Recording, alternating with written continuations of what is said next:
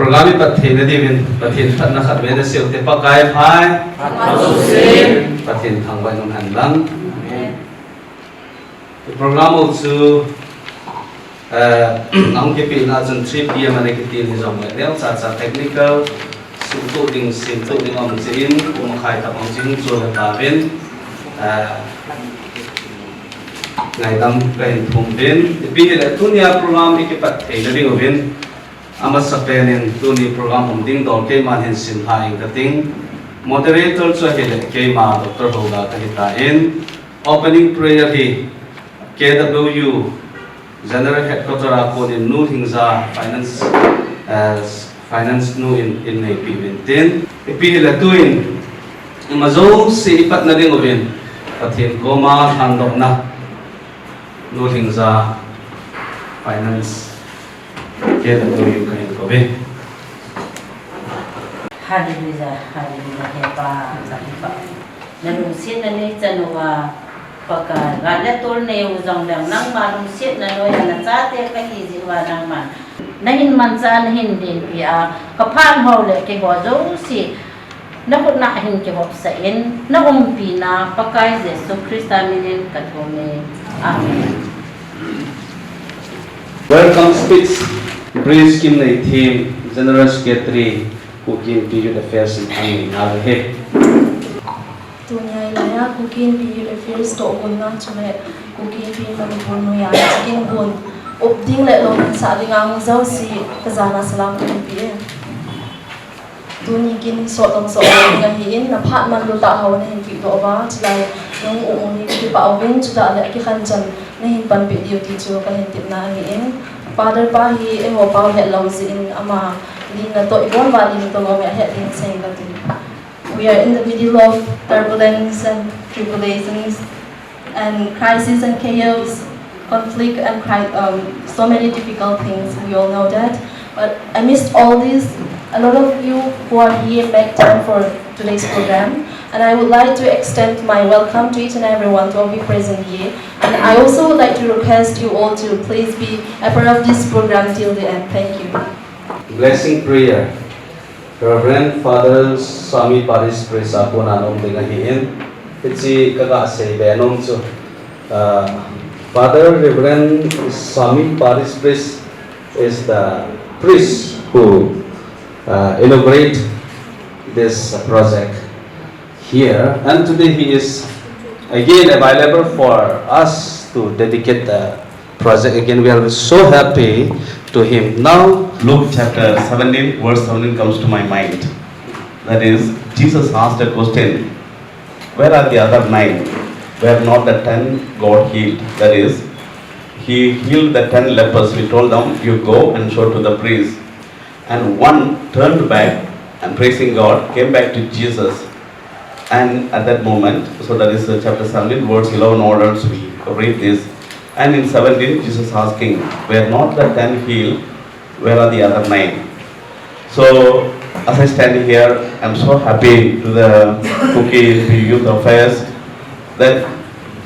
they have returned back to the Lord, that it is the Lord who has helped, the Lord who has done great things, and so to thank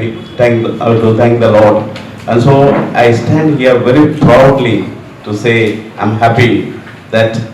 Jesus, if we were to stand, would have been so happy to say I'm so well pleased with the Cookie in Youth Affairs, in spite of whatever the struggles, the difficulties and anxieties, worries, that they have returned and come back to thank God, thank me, and to remember. And so, as I stand here, I am filled with a really awe and appreciation for the Cookie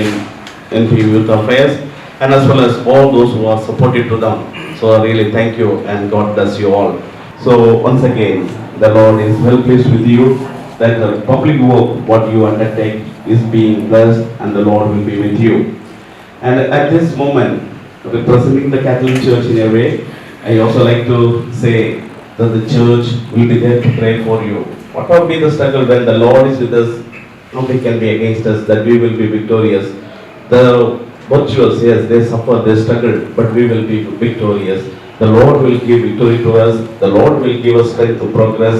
and that's how, even if when you look at the Israel, so small nation, that it has become one of the powerful nations because the Lord is with them. So too, the Lord will be with us, the Lord will fight for us, the Lord will give us victory, and the Lord will give us the creative mind to be a better human being, a people who always fear the Lord. And so, thank you, and may the Lord be with you. And so that's our prayer and support to you. And so, being the blessing prayer, let us now pause for a moment and let us place before the Lord. And the Lord may send His Spirit upon each one of us, that whatever that we do, whatever that we undertake, that everything that it becomes for the glory of God. May the name of the Lord be blessed at every moment of our life. Even we are rich or poor, whether we are with plenty or empty stomach, at every moment of life, let us praise the Lord. As the Job who was said, the Lord has given, the Lord who takes away. Praise be the name of the Lord. So at every moment of our life, may our hearts, mind rise up to Him, and let us thank the Lord, praise the Lord for His manifold blessings. Let us invite the Lord to send His Spirit and to bless each one of us by invoking the Trinitarian sign of the cross. In the name of the Father, and of the Son, and of the Holy Spirit. Amen. God, our loving Father, we thank you, we praise you. A new way of being as a human persons and as a believers, and it is through Him that we are made your children. And as we are God's children, may our hearts be filled with your love, compassion for the needy, the poor, and the people who are oppressed. And as your Son Jesus took always the side of the oppressed, so too that we may stand with the poor, continue to do the good whatever that we undertake. And in a special way, Lord, that I place before you the Cookie and Youth Affairs, that who volunteer themselves to do great things for the society, to do all that good that can be done, strengthen them. And so that if you have called the Lord who was called in Him, that we can have the strength to do great things, and so that they may always trust in you, that in you, that they may find always success, joy, comfort, consolations at every time of their life. Jesus, thank you for hearing our prayer. And we know that when our hearts are united in mind and body, when we raise your hearts to you, that you listen to our prayers. And the Gospel of John chapter 14 verse 14, that you say, ask anything in my name, that I will give it to you. Lord, in your name, that we turn to you at this troubled time. Bring peace, bring prosperity, bring understanding, give the wisdom to our leaders, so that peace may return to our land and we may able to praise you in joy and happiness. We make this prayer through Christ our Lord. Amen. So thank you. About inauguration by Cookie yung irigin si masangin neo kat kaga say do nom so izotsun program so koi hung nanjan hi jong la tu na hung tai Cookie Youth Affairs President Chairman Pu Wesley tong set tanin din pilaw chen ke paminte intong bitawo today Sir Thong Neo Vice Chairman President, Chairman, the Vice Chairman of loading to the program on Hosen ET Nati load the Vaso. Hon night is you can say to him then to inauguration party cooking feeding ahead. Ho Pat can pita chỉ bảo mình tu ni phát so tại là sự đủ sinh tăng tại sự đủ không có thể tiếng ai dùng dư viên mà spend phát hiện cả thằng vậy dù bọn mà sau tiếng là hầu như chống trả thì như này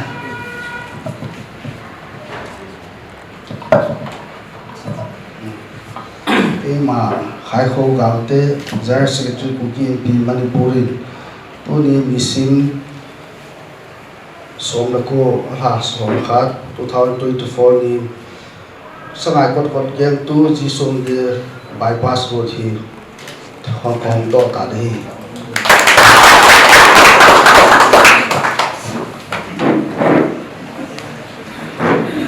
Father, if you don't mind, let me Yes, speak please. in our dialect. Sure, no problem. You can follow. Kuki MP Manipur hi Kuki MP Manipur le chule chi chante ho zo si head ma bo wa hi sarkar ne hi ta lo zo hi atam zo hi e ho ki to da lo wa hi le ji le wa le le sa hi he za ka hi le aboi tai tu yo hin ade sadin hita bongal ne wa hi in far state capital hi binut thei talo hi ji chu Kuki MP Manipur chun ha tai na ki ngai to in ibi ti le life hi sim hoi de ham ti so ki bol ni ye chun Department of Road Transport and Communication who has am khani hum de la party chairman he ma ake hong do in chule Department of tam ta ake hong do chi Department tam ta la chu Department of Youth Affairs of Khakahi. Youth Affairs ke KSO KKL to du ato duty na hibuin oi lai chu a hom lai mom ai lo al bol thei mom se phat thei mom to thei mom pi chu atam jo ha mo ko da ki boi ji che bom chun department sagi ye ta bo ke hom dai ama lai che ana tong su te ki baung tu ni Kuki MP ho hi vice chairman vice president ya ma ho ki in a sa ko lai ta je da on the to poli ba yo si ju ke in na si amma saben in ho lim tat ma song lim ke ho hong kin tro te su ni na puet ke mangcha ni le phatte secretary executive affairs le u James ha election he ma he adang ho he tu ni hen ko thei ko in pi pum le phache ni hi na hon do ni na thi na hon do ni lo chun walk na hon do ni ho chu in pi pu le father pai ne ki lo ni ama ni yo ni ti chu pa ya thei ko ni tu ni ama ho pi lo le ama he la chu akam phama chi ho di di ri nei ti ka sei ba ba chu department tam ta ki hong do chi department la chu youth affairs te tu chunga na hi ma ho dan ki ko e ma ho mo pu na ki pi su consultation with Department of Road Transport and Communication ye chun Kuki MP hen itile lifeline hi sim khana pu hem pai ha te da ki bol pi ma sa pelin na lon tu zoang ti na lon tu zoang ti issue hom lo wa hi le aboi ti pha chun ama sa pelin sum tam ta pi proud family nga ko na ki simin aki lain aki subong tai ahin to ahi mo tu ko ha ju ji chun chule truck li na ha si ji sun tam ta si ki tan chong si dinga ma hi abanin chalaya hi guitar bo hi lifeline hi ichi se ai ki din hin zo lo ti jo chun ti pai mo ro ti sim ki din ti pai mo ro new velvet to oi lai ta mau chang na lai chu road transport communication holam kai na kisim aki sohom kitan ichilaya ko leihu Mizoram government an do chaya hi le si chara pe na nai chara body kila lu thei du na sanga ni lo chu ni khana hu thei di hai ta to he Mizoram government le do lai ta hin ake khat ta ma chai ta an chaya hi le chu a hu da hu de cha kila du khat ai bija chu dalon tu zo ang ti kisim hom te le tu pul chal khu goods train hu huai tan na cargo train hu huai tan tu pula pa na ko bon la diu zo ang ti a hu stop zo ang ti na pa na ka ko pilang chi ding chan di te no par chor chan pu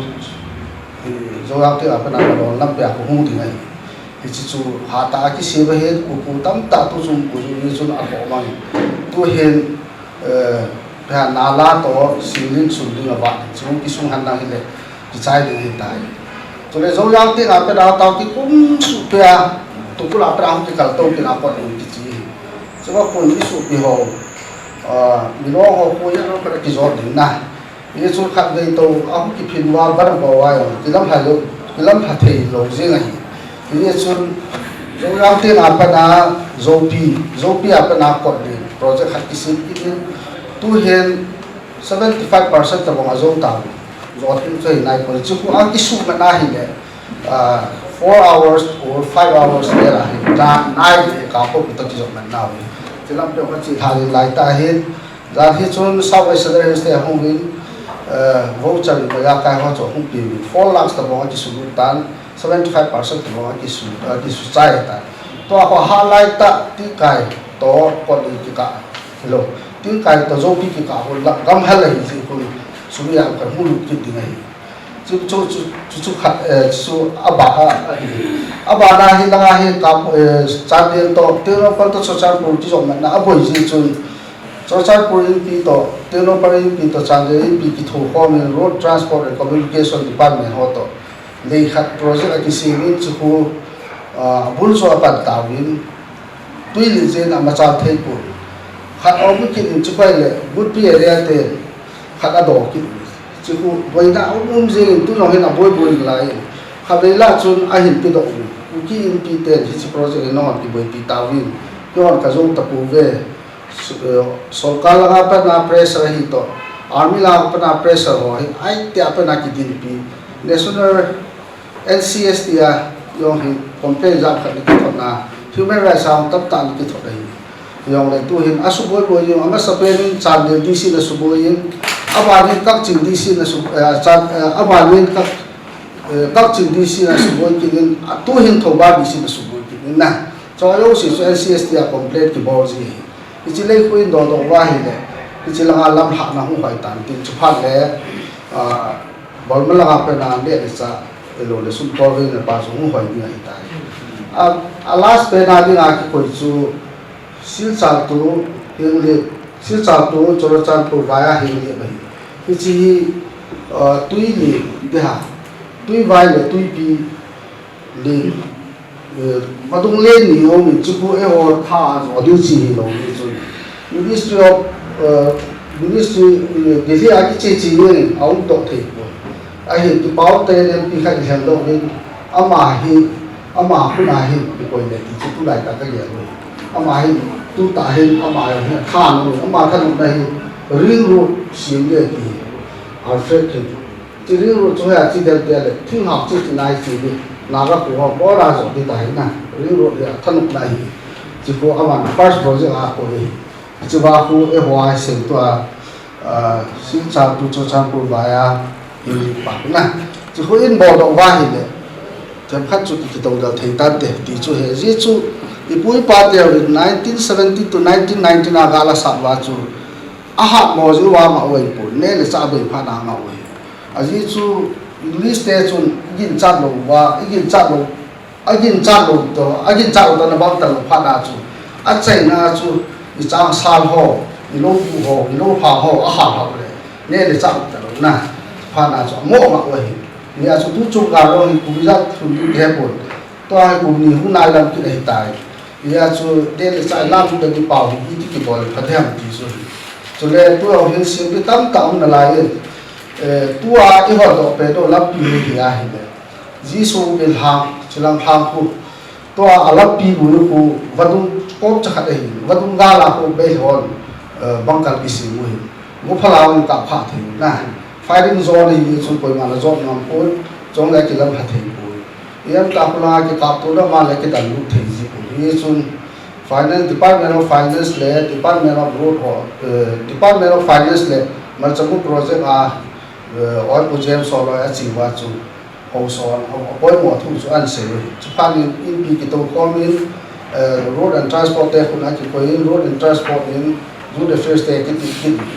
e so na ma ho thum ve lang survey the bolovin a chai de department of road transport and communication in road affairs so thing sa na pi ha ko hi so I have ba ki pe yu wa tu ne a donors ho cho nên đây là một tâm tại hiện tượng họ nó họ giống xì cho mà hiện cũng kia pi Manipur thì bà thu xây na cái này với hiến thì bà thu sẽ hi đâu em cố gắng soi đi vào cái tìm để hiểu về cho nên dù để first day ông anh kinh anh xì đúng rồi anh bảo chúng anh kinh anh xì giống xì nó bảo đây là tổng hành thì nó lại mình tôi giống mà họ cho anh thì bà thu xây viên tôi đi hi thì bà bên sana cũng kia bên Manipur anh cũng kia xem mà hiểu gì để số cái kiểu mi hi Somali som se ki ka de ngai an ka hu lo hi in chat bo ni hong pun KIC te hong pun KKL te hong pun tu ni rally je na ma ho bo yu ni KSO te hong chu ke sa hin khale ni su kam mu jam jam ni ai la che vai na om thei ko department zo se o ke sa hi ye chun tu nya hi hi ta bong lam pi tha khat ni thei jiu hin alham pi ho ki pai te ti ka ta se na ji a ti se na ka tu pa song ge ho sa pu kha ba ti se ti hi chu le proposal dang no om na lai proposal khat chu hi ai le sangai ko defense na committee hoi an tha dam ko isu pi ti chỉ say là hít từ lòng tôi ai sụt tàu lòng sụt đi theo cách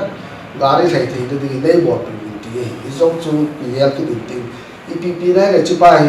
cô xin khát bò luôn tin bạn ba chú xây khổ một cái tì khát kết cho hiền này đông giang khu cái lút thầy bồi tì với hiền này ya cho sang ai có làm ra đông giang khu tì sụt mà đem tì lòng cái đi hít tàu bóng mỗi họ cái giống nát tù nó họ bồi nếu trả họ hi youth affairs then mo po hi pu rong apoi mo khong kheu tha thi vai le to en thap na chu na chong ki su rong ki khu ki ngai tu tin youth affairs in bo rong le tu na ti sana donor so zaung ta donor so nam gamle nam ngai lu da la sum le pa i be la ai pi do ju wa ju ta bo chu chi kha thei hi ji ave le na ho lo si choi ki pa thu ka sei ka he su ke yin na pi ho na pi za ho ka za su ke youth affairs te report hong pol bo jo hi tunin ama chu thi za ta pi tunin ama chu thi za ta pi ni khat wang chu company no hong thai lu tu za ma mai be ka to lu lo wa le ta na to hi tang de tai ti trong chu ni ha lam tu sa am bai ni jo ko jin ta cha chu tu to chu ya su ka la ka bo de ka ti finance or tu lai ta hi cooking be finance of nai 5% lo ne yo si 5% ki ti chu hathum lam lu ta lo ama ha la su nei ta chu pa da su ka kaung ka le sang so tum ka 25,000 ka mo transfer ni na ko sia su ka chwa au pai da mo ta ama la nga kho yo ni ta na ti ta bong chu din mon kha sa ta wa to adi sen tu chunga road lampia ipi na government na tu chunga government smart of lu chon ki pa thu ko ane le ko jo ha John Convener, director. Director, project director and coordinator chunga ki pa thu ka sei director ko he la gari yo tu le ki lo na itia chu lu le fia sa hu pa no he tung lo be he ma hwa de su ya ma hwa he Wesley ki si ta so he la ni la ki si ta so hoi la bi khat ki si hang ke wa su ka hi to tu ye mo ti chu ke wa le ke wa su ka ki tu ko mai ta so na ka to zu he ti si thi thi mai ta yo le nam ngai lu na pa hi ne ji wa chi su zo ji tu ni ave la be ni ki pa thu ka hi se tu yi ka chun in pi to ke ho mai lu the first day lam pi na ho to father said ni to lam pi na ho chu tu ne hai ko wa na na pat ham chu tu ne a hon lo na ka ni lu ta ti chu ka he se na ma ni pa the ji ku ki in pi man tu hi mi tam te na nu ya mu si chu le mi yo sin ki pa chu se na ni chu wa chang ve na na phai la ka ki le na te yo ki mu mo sa tu ne he na pu lo ka tu he pu pi ri si men te a ni lo ko mi ni ga su pa ti na pu ha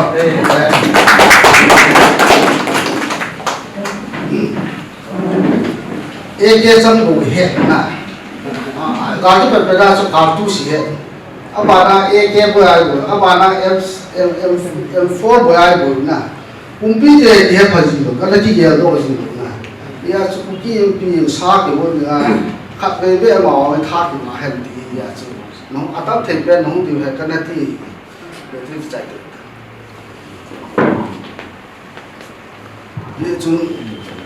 ama ho he hisab le chu ama ho be tha le ya ya ji chu na mi thu mi le na pu ngai chong a ka ba ya ki da di ji a ka be la wa kha jo he na chang pu ke a ki pi man pu wa chu aku se pha ba chu sumi ra no ngam kai ke the ya ngam ka ti sang som ni na ha to chu kai ke the te ta chu sang som na chu ti kai ke operation ti bol chai ta ya akap la cho he to aku nu wa ba ku pe ana da chang hu na chu a ke sa da na chang no ki hi ta ko ki ha sa ta tu ho cho hi oi la su ba ki la ho ki dum to ku ki pi mani pu he budget na ki sin war budget ki sin hi chu budget chu ai ke ko bi che hai ku pi hom boi lo din ar na lo boi lo din department nó khác trả bồi lỗi thế mà trả không thể bồi tu lòng hết những cái copy khác cho nát trong xa lên cái hồng tới rehabilitation là sẽ cần người họ tổng năng người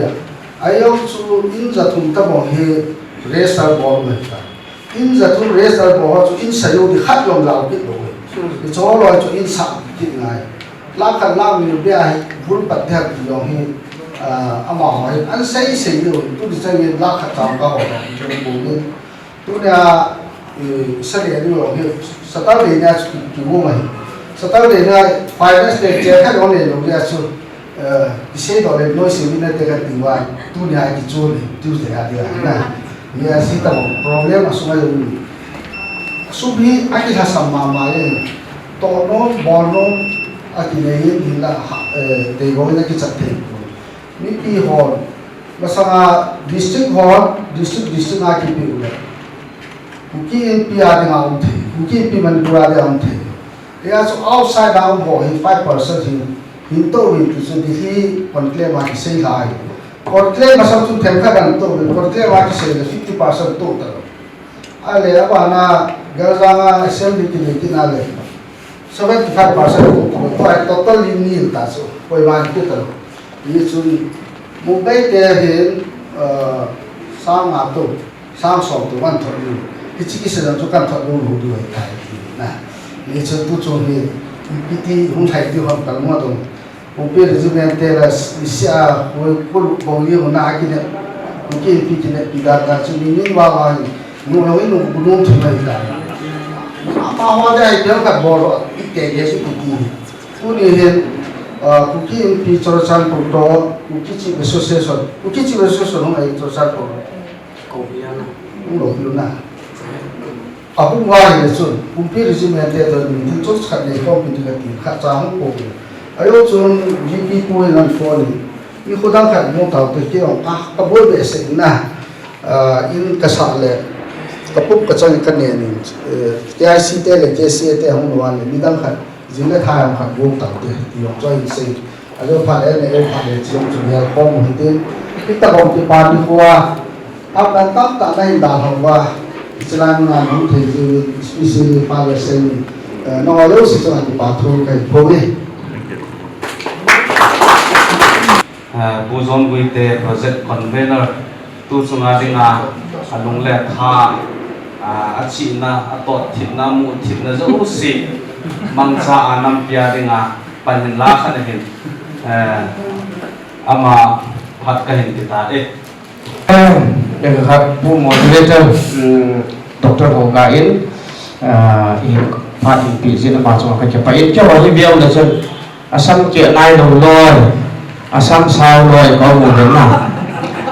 อาจารย์จะขโมยเจ้าวันแต่จะเห็นเต็ม First of all, I extend a warm welcome to Reverend Father Sami, the parish priest of Saint Mary Parish, Tuipung, Father. Thank you so much because of your blessing we have completed the work. It's all because of you sincerely, because of your blessing, because of your priestly prayer. So, Chichuhintin, Father Patsung Arkepa Abelin, Mahi Mori, I won't take them to the Tohaji border to Olanke, News and Talanka Hina. Zorama, Gam Simpa, More Simpa, he. Ali mai bet ba le chen ho ta ke lo lo de ai ba nga chu nung le tha chu yo sa nga i na mo ngai lu de he chi ye chun be ka khon be tu te ara ba na ma to la mi lai ho le lu na hi khon nga ke chi the lo pa nai lai de nga kan the ha so de nga ta in na sa ta ke le za ni la mo lu mai na che khat chu yen para pa a he thi ong lo le ken ana sei pa ka te kan pa in tu ni hen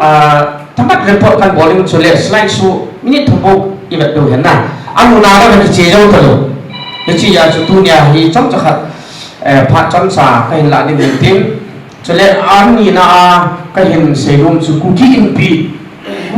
อลูกเสียตั้งคนเดียวงงเดียนะกินตัวเขาสอน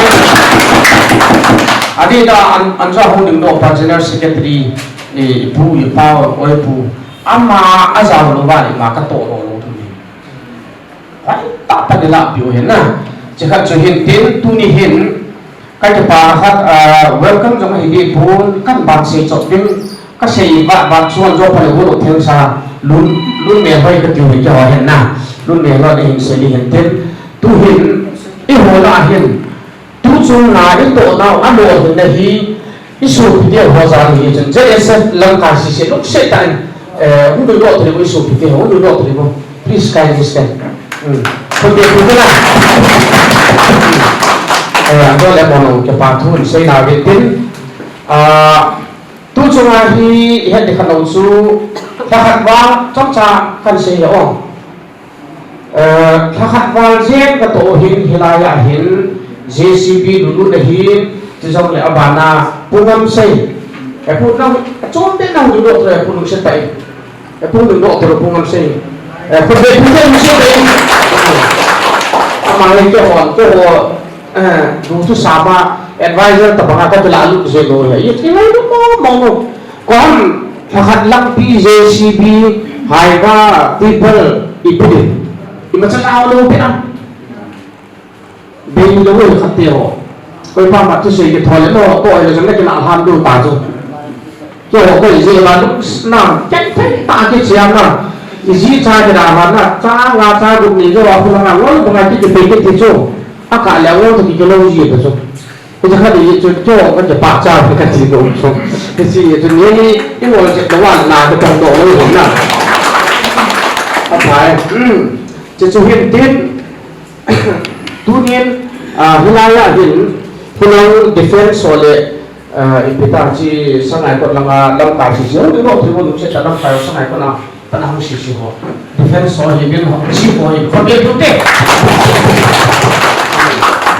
สุดท้ายอาบานิมนู่นเที่ยวเราเลยเที่ยวเลยตอนนั้นเราตัวนู่นเที่ยวเสียนู่นดูโลกนู่นเสียแต่เอาไว้เสียนู่นตอนนั้นก็โลกเป็นคนดูโลกเดี๋ยวคนเดียวทุกข์นะปั๊มมาไปก็โหอยู่เลยตัวนี้ก็รู้ที่เราเห็นว่าเราจะเป็นอีพิอันมุ่งชูในกันที่ตัวเห็นเขาเรียกกันแต่ก็สังจับชาติก็หุ่นที่เราเห็นroad and transport also ada patu thamat ka sei lo mo he azi chu jo hi road and transport ho to ka to pa hi pisi ham tele road and transport na ho ei ta san ji wa amma hon thil lo si asu phal ba ko ga lu pe bo ka hei mil bo be road and transport ho si si ya pu lu lo thil wa lu si tai ana zo lo oh ka be tu na Kalau humi yang le, ke soalin ke hin, nuti wadang tengah hawa hin, amozau si sungai azau, buruk teng sohidi pun yang le, conveyor hina tu patu ke saya na, cakap cuhin ten dia wajah form ni, apa nak cakap dia buruk teng si jauh ke betul kata ho, donor soal tu orang le, donor soal dia tu buruk teng papi ni kata dia, betul tak selesai, tu nak tu nak aku cuba kata, nak tu hi Kehit le October 14 akan luhin laya kuki impi pahin cele rekan father hin helai JCB hin rani yo sito mai sami bon pingin laya tanaka kunung su zana zau zingka mata ka to hin driver mo si siu mo le mo chong to pa to chung se tau de na ya kan siu mo chu pon te laya hin adi chana mi chu hi han lang na ai lo le ni tha ai lo le sumke peli kan lang lak som lang ka sukut ni ama wang mi ho ta hin nam ngai ham lo media ki mulo akan ka lo dai wang mi ngai tak ta ni tu sunga cho ka bu kha lo chu pem te zero balance ke ni cho chu ku jin pi yong ato tam wa poi mo pu beกูจีนปีว่าว่านี่เดี๋ยวเราแล้วกันไม่ม้วนจะไปเราอยู่ส่วนร่วมใช่แล้วทุยลูกเสียมาหมดใช่ไหม anga dem na hi jing ya chu chu ka chu bin tu chung be en ku ki in pi mai pa sa do ka ti ni tu nya ke hon hela an me na ju de face ti ke ho to ai ko ku ki in pi to ni ke ho ai phone ku ki in pi a hi chirang le ichi lam pi hi to ai innovation ke cha hi ta mi na ke ho no ma la mo thu ke ho ju de face son ke ho thu ai poi ku ki in pi tia hin ka lo de na hi am ho ai ko ka ti nu ke ichi he thi pi du ka ni ai chu in pi ba ka khai ha ka hi din amin chun you the face na lu ka te that does not matter to people ni ku ki in pi pa so ai chi pa chu he ko ni tu nya lo ni he chi ye chu in pi ho chung a in pi pu ni la da hong yong je a chung che ba hin ke pa thu a bien kai pu tu hin sai so cho ba la yo tin na a chai na a hu chu ta ka ti o le bai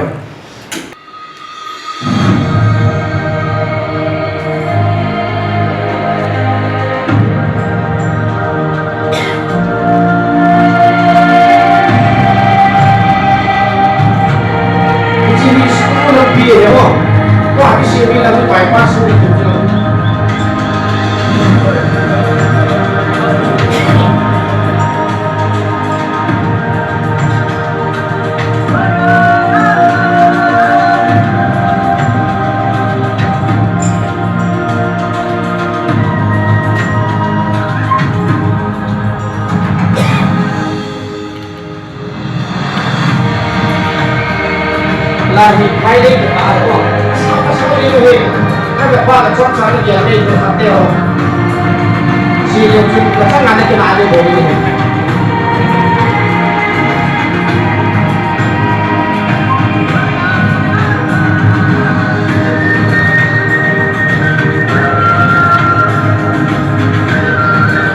Thì có một câu hỏi là như vậy là như cái đâu có gì học đều.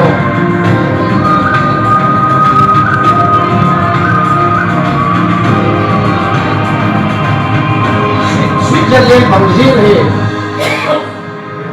chỉ đi sông biển này kéo hàng đi sông biển toàn nay lại được tiếp tục thấy không?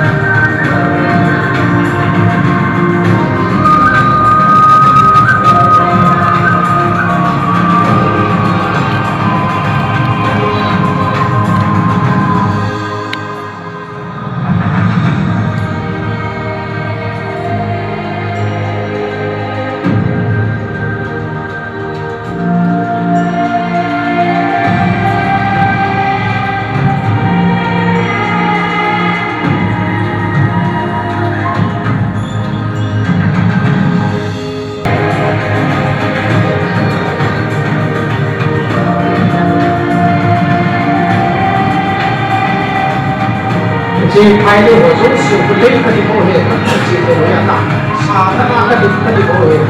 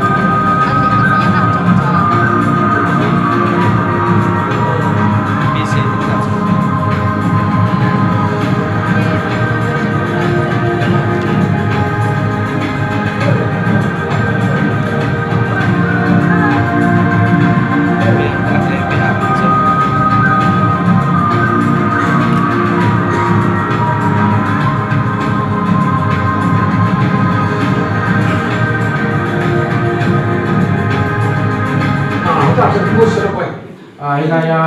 kulang defense so hi ating le chi bo ko ma a chei ni chan mo hin geni tha pi be ke pa thu mo se na ilaya mo ko ma ka wai ha nau chui ya le phai le ne te hon ama ma phai le ya na la pa ta si ma lam pi hi chu kha ki jang ni ta lam pi hi pya e tai nei me hi pun a thu pi dan le a te le khaton se be ka te hi chai lam pi ka si be chu ni du mi pa te hin mi le do ngai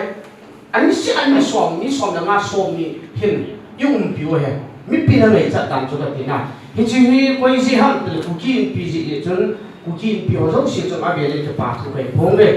ti chu hin tin sei lang kan se pha sei chun hong me the li chun na tu hin pi hi le ama sa pe le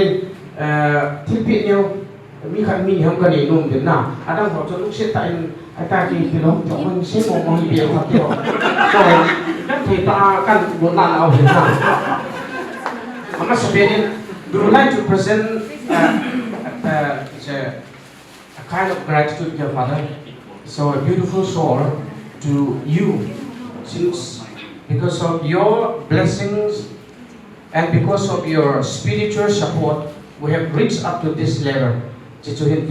Father Pa, lúc sẽ cần Father không đừng boy, Father please come. In the years to come, you will be remembered. Đừng cảm ơn, đừng cảm ơn.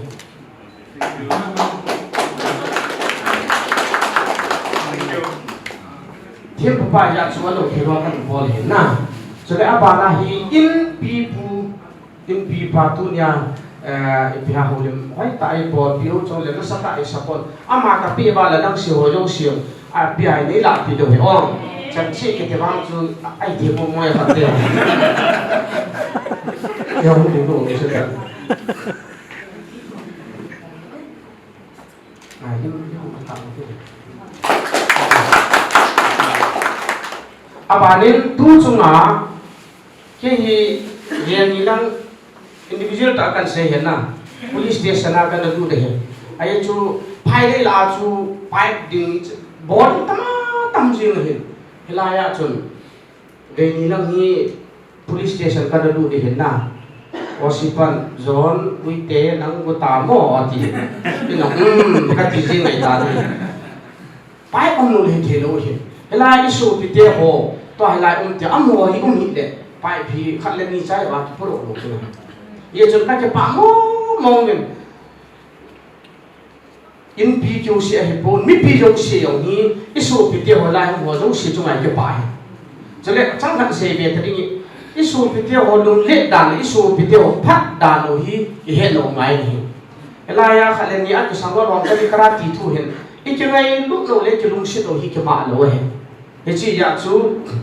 Joseph Lamkai lúc xếp tại khát pen hùng bilang hi chi ke pa kin pi hi hung la pi bin ti chu you the fear son ka ngai in the days to come if you need our helping hand 100% we are here to support the Joseph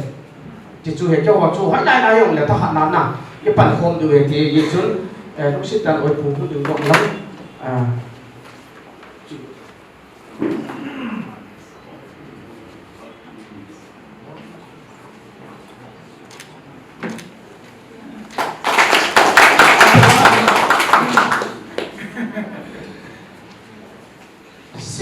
convey ai thia le na loi te ho zo si bo mang chu ke pa thu se bi le nam na be ka so ho pha au na le en dong le ho na te na chu hin tin a ke bo a ke tong zo si hi you the fears to ki in pin you the fears sa pu lo hi le ke pang han ti he ko bi ni le ya pan ding a ke mat lo the te ke mat sa te te ding ti hin a chai ni kha kan se dun chu adang i ma cha hi bun tu chunga chi kan da tok na ba hang mi ho ate sana gam nei ho amon gam hin phali hen nang le new cutting ti chu gam tam ta ki su si hin na amon an thalo hi hen nang le lampi ki su go the lo ding hi ye chun ho so zo si chunga sung ye ho su pu yong min ta tang ho nom su ki ho chunga ku ki pi tha ni te tang ko ye fe sa ni ke pa thu ke se yin cái pa thu ya chu an zo le chu ma cái ngày thâu thâu đừng cái hiện hiểu le tu nya cái convener cái hin avela kan sei dong chu kami no hi biao le chun mi ta ken thei cha ai lo le lu thim se kyang cha wa kai pu ka ti ra pe ni cái chi ye chun nei ta san wa le cái ka mo hi sim thei chana cho nó kan sim do hi ti chu hem aki ka ti to ko ka tu pi sa pu ve last caption ka da hat nong chu loi ti ho ko ma ka sein lam kai ya le i ge le chu bi ham kalam kai hi sunga hi i pi ka bo thei du ham what can I do for the society ti hi chi pi do he ti chu kalam kai hi sunga hi ka chi sem do di nam mo min het di nam mo to cha nga da pe ni ye chi ya chu feedback we don't care feedback min pi pe shong le feedback ko tu pi sa ye bo do sam kya ye ko khale min sa tu pi po I am so tu pi ka ti chu apur tu pi in chai ti ta ma ti ya sa ji chu ki de bo ne platform ka de po ve tu tu nya na ka tong jong hi you the fears I kat ti po ni ko in pia he ka ti ne hin ta nga hi lum thim inai su no ka ta sa nen se hi ra ma le ngai ka mo ten ama wa ka te ho se hi ma am poi ka ti he na ya ka se na ke pa na thu bo kan se he na ne cha na chai ka ta se yang jo pha le bo do thing span se ni nga ne ro di ji chun so dem su na kan se akan ke pai pathin dam nai ti mit tin ikamo inamo pathin hu jing ta ke pai Abanin speech department and road pu he jang ho ki chairman department of road and transport department na ngai ha ke Lam kai ho general secretary bu hin ting le father pai general lam kai ba mo ting le kin pi ba kai nu te lang hi ting le ju the first tu chunga na to mo so thia amuwa ting le in bi adap sang hi yo ki pa cha na ai pun pathinin inam sungu ei ben pi na lai o ai ji in pathin thangwa na kan pi ma sa ni kukin pi nidanga nam khalo department an hom ma pun hin akiben to thei chari tong bin ai din road transport and communication department an sim ong ki sim hin na to iza nam khat andaki pan sa ai ji department lam kai ho hi na to ji hello khop he lai kai bi ai ni ki thu khom win ama sa pena lam kai ene pu chu pu thang krun hau ki action le ku chandir ama gam kai kulanga mo po na ki pis akipin pasal sundi ama yong Southwest Service Mortam Hang Gakon Dingin Anaki Pansay Department ay ji chun to bun ama sa pena Hinkibol Azwa Azawinjang Hindi General Secretary pa na say tay HI Jong Chun Road Transport Department lay na tong pun Trade and Commerce ang kay sa akini ai le chẳng phải cái trái bây ni về thùng cái bàn này cho anh đi chạy đi su hong ai aban tua ito bano kamu pito langka ikimat na diu lampi kisimi tua long kitong jing nalai langka ho to kiwin di situ pan sao di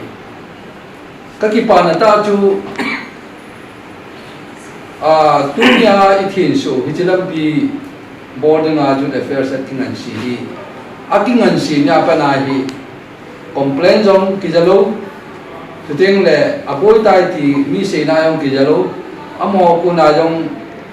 department na ko na kijalo hila kuna to mu so hila thin so na ki pa thu sing bi kidam ta sai department ni ko isim hi po ve tun jong bridge kai ve ati hi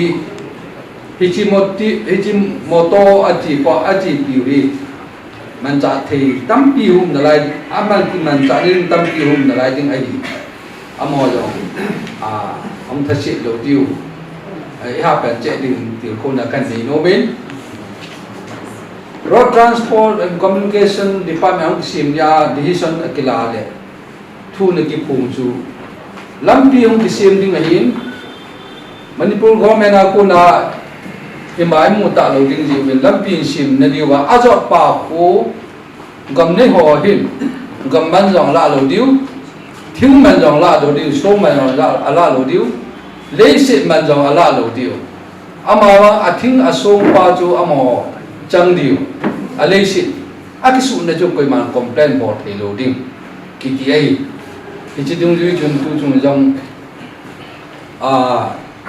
sung gil hang hao son jong ima complain ông pun na ki pai in pi thu sei ki ti hi inung movin izo movin isapon ve ti hi tu ni la ki mon la ki pa thu hang mi pi ho chung ki pa thu ka se nei hang sunga hao sa ho in defense committee ho hin mi pi ho jo sin nu nau cha pong chan ke support ni ja la hi tabang i to hi alei sin nu mong nan te phai nei ki zo pa ho si hi chu ka ba na hi le mi akap pumin ai lo thi su pumin office lan an dal di ko ti ken kan ti da pe ni salve ji ni wa chu le hera na la hi department sunga project director pa long wi te hi akale la sa tho hin tin akala to tho hin tin ti ka mu nei le loi ho ding jong mu num ka sai ka ki pa pi in ka pa chai amalam kai na ama ling se elevin loi ho member ho yo si chung ki pa thu ka si tu ayo hi na in to ve di hi ka ngap la ta khan ai ba nga department ni ko hi ki mang dam tia ka kya jung lai ni fair so hi apoi na lai di wa ka ti hi ang on ta wai le assignment kha hi nam chan kha wai yang le re dia nam tiu ka in kan ti mi aji chu pi khong hin de silang ki ti le upalang ki ti hi ông thim sa nu mai khang tha lang ho hi man cha nu tai i khang mu hi sumo la hi pa te deu si si ka chi wai le ka mu ngai lo khang tha lang deu la chi ai le force bang hi lo ai ba nga to say speed pa hin mi hi lung thi mi a khoi pha ja min na he chi a chu kan ngap lal ke ngap lal ta kha chu tu ka na sum la pai tam pi nan mu do chu na chung ba ki pa thu sei ha sein ka sei no min tu ni Road Transport Department lam kai ho hi tu ni ke bo se da den ka mi kam chung cha kam ji oi ka se ri pau atam pun hospital am nei le tu yung tu ya nam meeting jong ka bo oi a hin ku ki in pi ngan sin na ho hi ikila jong le tam chung lo LJ jing hi ku ki in pi Department Commerce Junior Affairs akipi to ai jong le thu yong tam chung lo hak che jo in au min le tu chung ne to hi ti ta bai ka son pe wa hi le phan au hi de ka ti tu jong cycle lang ukul lang ai lo le ka po pi lang jong hi organize ki bol hi lam pi sim thei chang ya sim ding ama wang individual la koi mana sim nam pi mina sim ding hi chu ku ki in pi lam pi hi ding nam pi hi ding nam pi hi ding nam pi mina lam pi nei ding hi hi jin to phao le hilang milion toi ka lam pi in sim phal agam mi pi ho chu tu asa nga hi hung ha pan di wa tipna itip pa sa noi ikinam naw cho hi ye chin tu ni hin Department of Road Transport and Communication Chairman kahiwa nga hi Youth Affairs so le panjale Trade and Commerce so panjala hi lampi ki sim do hi achuti a hi le ikitho chewai le nai to do hi ti kamu ya chu department ho jo si chunga ki pa thu kan se ayo yong kin ta women union ha ko lin ni dang in nam pia ding tau na kanewin tu hin zam fi a ding jong tau na kanewe ati ale hi choji ta jong hi tu nai lo thing hi bin tau na i tau na jong pathini asange ti chu dunia ki pa thu le kan ti pa na chu ting le ju le fair so chunga pa cha na le in pi chunga na chu ting le in pi i choi hoi now ai lo le i support now thu kan se na se hi ma ki ngai thi mo te ka ki pai tua hi program hi achai na la mo mong hu ta in ito na jong pung ka dang hin ta in an ki no po te koi ta bang se lo a kho mo a phachum se lo ding ma hi le short speech pha hong hi in anei no mo pha ka hin pi jenge ai pi rong la tu ni masapen dam hin koi piu ke pau ka tin thang wa ne lấy sẵn là xuống cái lăng bị cái gì mà cái pa cái bia tôi nghĩ cái mà chẳng có tài liệu thì chúng ta nghe là nôm cái sập bùi chỉ là cho công đến hiện bây giờ là một cái bị Manipur cho là bác cái họ giàu xe một bộ này họ giàu xe cho là ông cần sống sẽ được xếp lăng à giống hết tập bằng là hỏi tổ thì phải tôi nói tập bằng nó rất là hỏi tổ thì ra luôn xây dấu lâu cái bản à cái hình phong đó này cho hàng lần bị hàng con béo phọc na còn là cái con cái hình phong này heo chân chặt heo chân chặt mà dân sự là gari brija asan quê hả mà si brija asan ni cái tổ lộ đồ lệ nuôi là họ cũng bơi đàn rồi brija asan chú tổ lộ về hướng này đàn này mấy tay thu mà cũng ngồi vào phát hiện mấy trang cho dù bằng nào aba phát nào cho chỉ lấy đến vào lấy đến anh cái tập bộ chỉ xong cái tem ở trong vàng anh bôi bị bôi hiện ông cái bún bận hiểu lẹ bôi nó khó gì chun nên là chắc cái bộ nó đến lâu rồi thiên bộ giống hi cái trang cái bộ thế thật đâu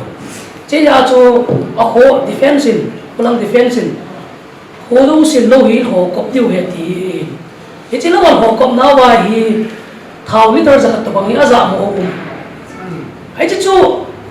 hắn chàoว่า defense ako na JCB ko ano le si đẹp mo khat asta dong ging lâu ya chú boy le khat cho na mo win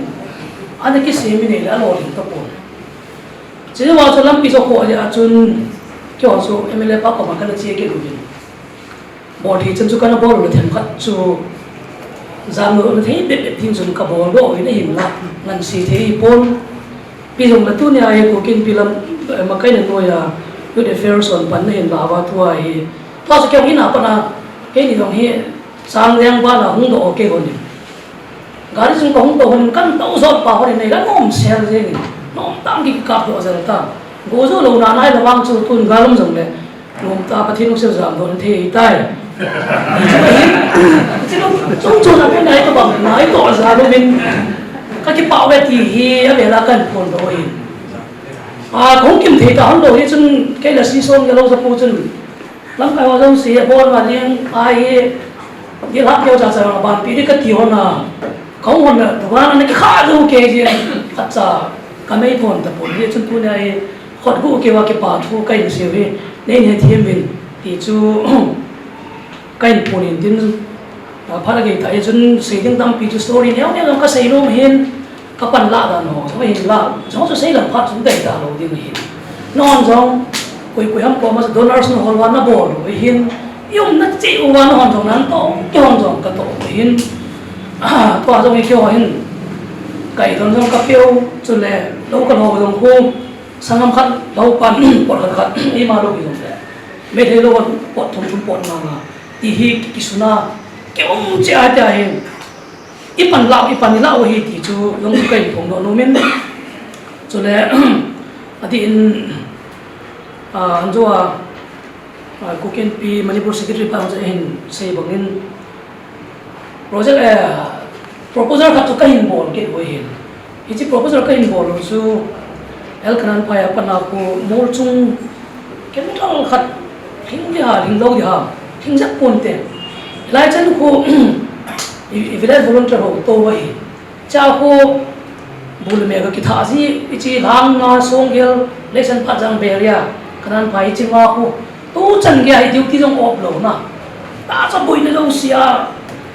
me le bu hi ka ki tha ho hi mi so pyo volunteer mi som la ka to bang to hin amo lo se ko bul me ka tha na lai ho hi lam pi ke che chom ka la ta ke ma ki chi chun gong su le na lin dia thum ve li la ma ke ho wa bul me asun na na tam ta cho pula nga min bul me ngai nga lo ta hu ai ba ai wa nga ye ni ki sung da ji ana ja cho chi chun ken bo chi na ding thei be lam pi jong le nei si pi win lam cha kon chun jip si ha me lo vai ni pem ken mo be chi ha nga ne ka tha the hi le vai sing ni de proposal kan lo lo hi lam pi um the pha ko mai le chong chu ni ne gel pi win pi chu kan phon no min tin pi jong le tam pi se da tangin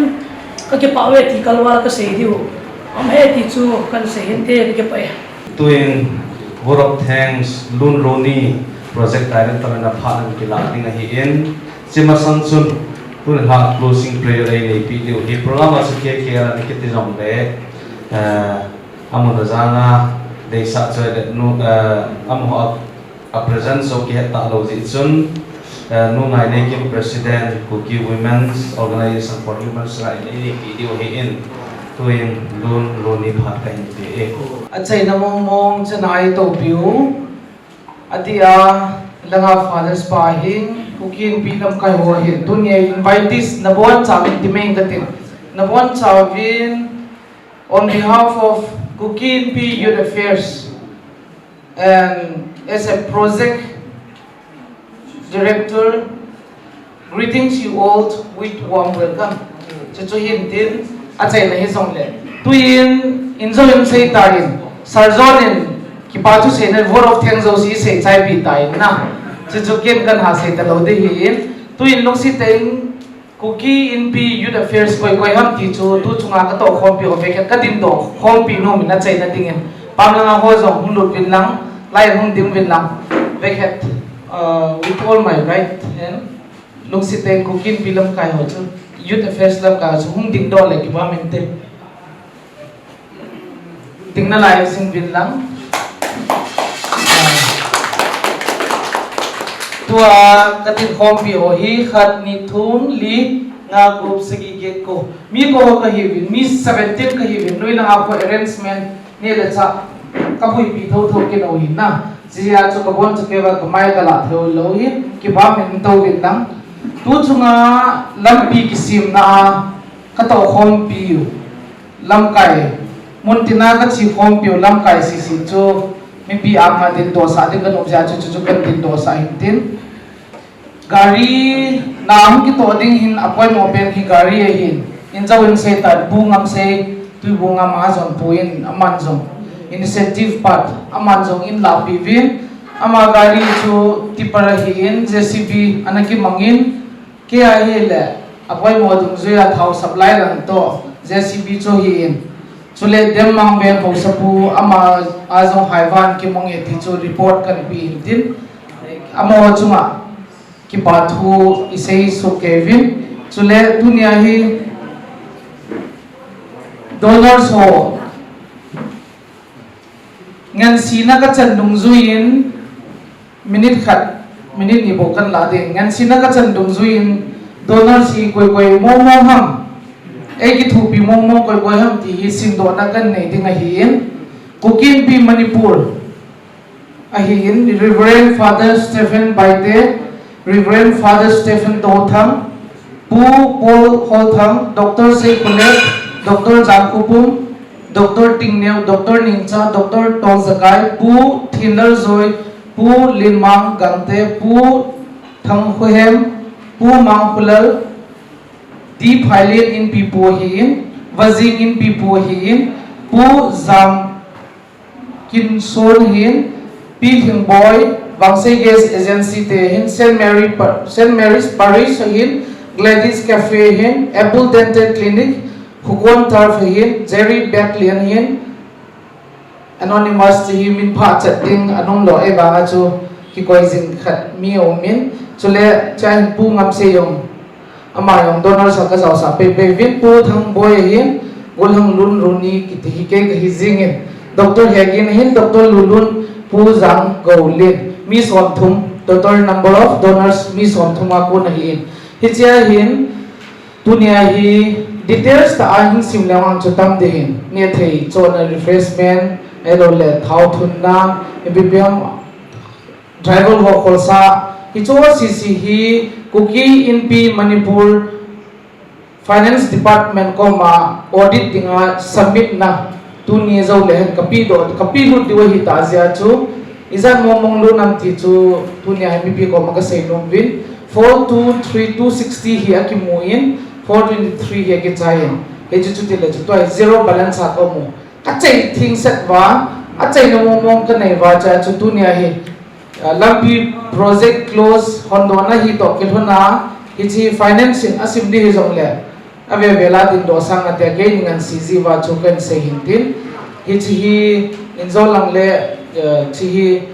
chairman secretary signature kaya finance treasurer signature kaya ile department finance department kukin pi Manipur khona kapilu duai tai ti chu ka hin phon do hintin chule ka sema bongin vote of thanks hi isei chanbai se jing diu hin mabana azung to ding tampi homumin hichi azung hin kukin pi youth affairs in ka ki ho na ba resolution ka pass na ba chun ka nei su ke zo win ka ki nuk tu naw khan hi hin phung do in ka te tuni apana hi hichi lampi sangai got for game to ji songil hichi lampi hi sangai got defense Sangai got area defense in repairing yan lang sutub den lang vetub den lang izaka hi zong le mo na hi kipu diwa hi tai ti chung ki hon zong ta san ta le kinapi ta area defense committee hopi do na kan neu hi khon be pyote chu hi in ki ho hi ki sei ma bongin gari hi pungam se yong se tan gaki pan apat atu do jing hin chima bunga chi en jong ki to do jing hin ei hi da hi tua hi mabana jong hi amon wang sei bong katen area defense kan hin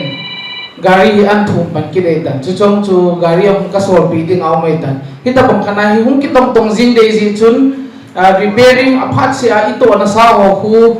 na ho bol he na ho to he na repair di ho chu aphat se a chung ha sa mai the hin because to lo dim se na lai hin tham lo dim siam na lai nang chu kalut be wei si chun in pi ho ngan si na dung zuya in zong road and transport ten an seitan angap lo khano yong chu in pi kip diwin a sei kip ben hi chu chu mi ta le mabana hi to ding hi department a kuna ki ho mi mala jong a hung lu ne chule department ko ma hung lu ne ni tai na kan to ding ji a chu ngan si ta kita chule son ta chu area defense ngai got te lampi hi avya sui dinga tu nya hi kuki pi youth affairs pi do na kan neo hi ki chi chang chu ke man phat kan lun hin tin a chai na en kong zau su ke ding in ka hin ti mo ve chi chang chu hin te ka ki pau ve ile inam pi buina ye ho pathini e wadina ai na bon san la hin tin khuti chun khusuma mi pi te hon angai chat dum zui kukin pi Manipura puti chun angai chat dan te ho ne kham pi wa je dum zui chun kukin pi ju affairs ten le Canadian homo puti chun pathin lu sin zalin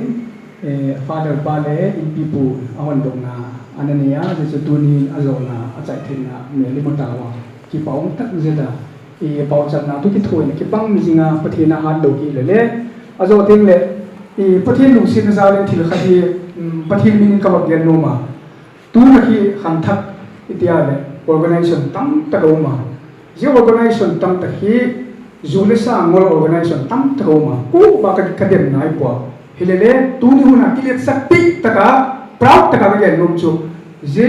kukin pi Manipur no ya Department of Youth Affairs ki te hi julesa ki chem lo te nisa ngol lo te pathin ki te ka yu di han san taka nami pi te masana ka phon do ka hi ti ka ba no me je ne ton kamasangin pathin ni pan ki zerun din mabana le ichi nam te dina politics sakalu lut po wa ก็ลุงดูเล่าจุอีจีน้ำเลี้ยงไว้แต่คมตัวดิ่งเลยอีจีน้ำเตะกับเลมาว่าเตะเทียนดีจริงตัวตายของก็อยู่ว่าอีจีก็จุด politics ตัวเนี่ยแบ่งรูดิ่งงูตัวลุงตัวบ้านเลยอินปีกุกินปีมณีปูร์นุ่มจะทุกสิ่งดิ่งเลยชุเลยอิน้ำสมาดิ่งไว้จีนน้ำเตะคมตัวที่สิ่งดิ่งอ่ะก็โซ่จะนำประเทศปันปีหาในโซงาปันและสิ่งดีก็อยู่ที่กับเรียนโนมินเด่นตัวนี้อลาสนั่นดิ่งอ่ะตัวนี้welcome address ก็รับรู้สิ่งใครเลยก็เสร็จแล้วมาตัวไหนตะกี้ selection exam ก็บอกว่าไอ้จุมีน้อยที่เสียมีจิกินฮักษาจิกาค่ะpermission ของกีฬาเลยexam กินนี่ไล่ตะกี้จิกันต้องหงถึงกว่าจิกาค่ะลูกศิษย์ตะกี้อ่างไอ้ฟอลโล่ลูกเรียน